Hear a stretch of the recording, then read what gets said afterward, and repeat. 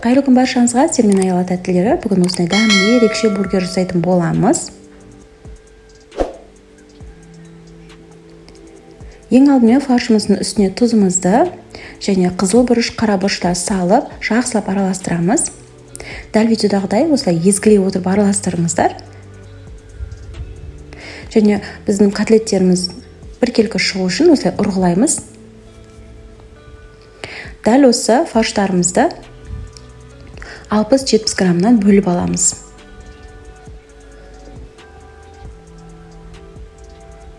Бәрі біркелкі болғаны дұрыс.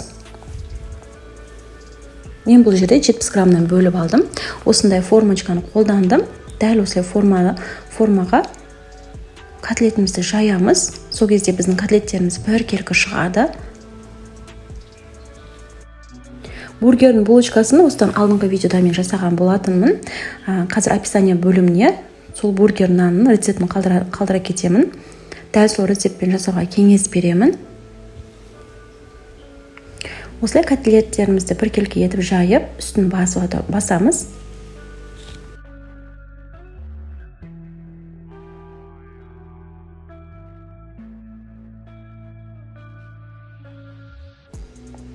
Осылай котлеттерімізді жинап, пакетикке салып, холодильникке жарты сағатқа қойып қоямыз.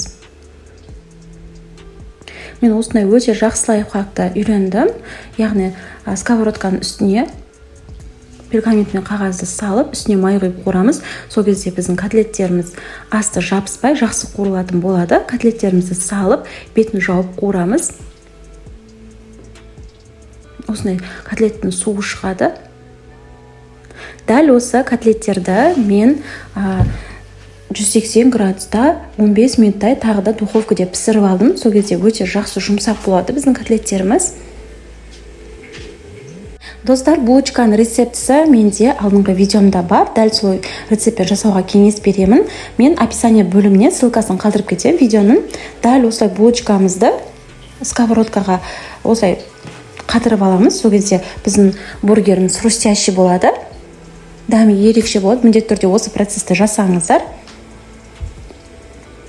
Енді соусын дайындайтын боламыз. Ол үшін бізге кетчуппен және майонез қажет. Екеуін жақсылап араластырамыз.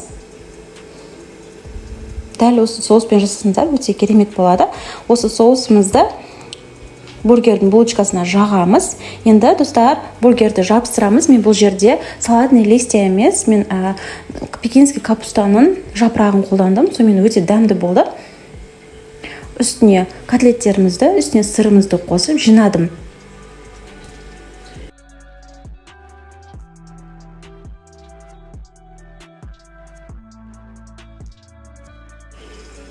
Міне достар, біздің бургеріміз дайын болды. Міндетті түрде жасап көріңіздер.